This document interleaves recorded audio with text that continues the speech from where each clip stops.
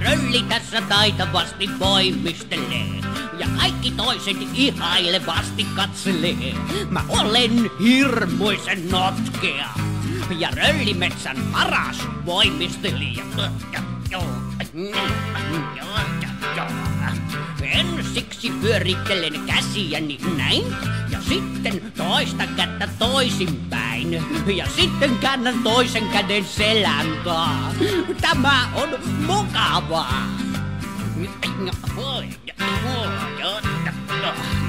Ja sitten minä istun tähän maahan näin ja taivutan jalkoja toisinpäin ja toisen jalan pujotan niskantaa. Tämä on mukavaa.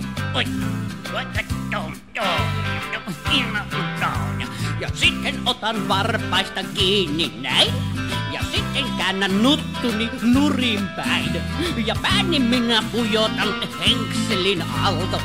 Tuntuu mukavalta.